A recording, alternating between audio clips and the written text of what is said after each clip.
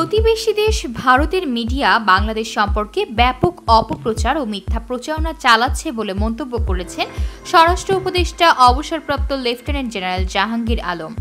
সত্য তুলে ধরতে বাংলাদেশের সাংবাদিকদের সহযোগিতা চান তিনি। আপনাদের কাছে আমি সাহায্য এবং সহযোগিতা চাইব। আশেপাশে দেশের মিডিয়াগুলি কিন্তু আমাদের দেশের সম্বন্ধে অপপ্রচার চালায়।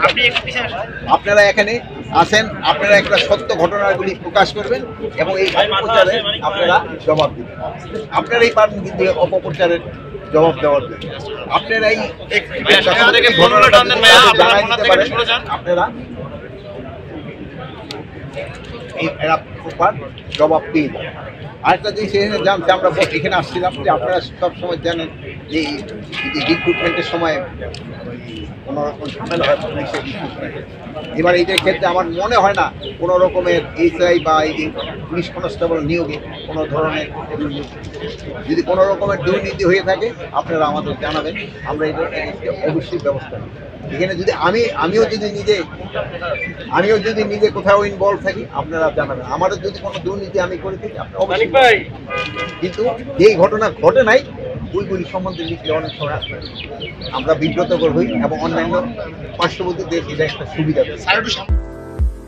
সোমবার বেলা 11:30টায় রংপুরের পীরগঞ্জের বাবনপুরে শহীদ আবু সাইদের কবর জিয়ারত শেষে স্বরাষ্ট্র উপদেষ্টা এসব কথা বলেন। এ সময় তিনি বলেন, আবু সাইদ হত্যা মামলায় এ পর্যন্ত 3 জন গ্রেফতার হয়েছে। যত দ্রুত সম্ভব আমরা এই মামলার শুনানি শুরু করব, কাউকেই ছাড় দেওয়া হবে না। জাহাঙ্গীর আলম বলেন, জুলাই বিপ্লব পরবর্তীতে যারা মিথ্যা মামলা দিচ্ছে তাদেরকে আইনের আওতায় আনা হবে। আমরা একটা কমিটি করে দিচ্ছি, তারা তদন্ত করে দেখবে। জেলা প্রশাসক, পুলিশ সুপার ও লিগ্যাল এইড অফিসার তদন্ত করে দেখবে। যারা দোষী তাদেরকে আইনের আওতায় আনা হবে, যারা নির্দোষ তারা অবশ্যই ছাড়া পাবে। সীমান্তে কোনো আতঙ্ক যেন বিরাজ না করে এই ব্যাপারে আপনারা একটু সহযোগিতা।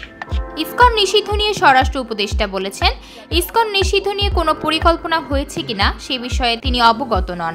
পরিকল্পনা হলে জানতে পারবেন। পুলিশের কার্যক্রম নিয়ে এই উপদেষ্টা বলেন, সবাইকে ধৈর্য ধরে দেশের উন্নতির জন্য একযোগে কাজ করতে হবে। আগের চাইতে আইন শৃঙ্খলা পরিস্থিতির উন্নতি হয়েছে, সবকিছুতে একটু সময় দিতে হবে।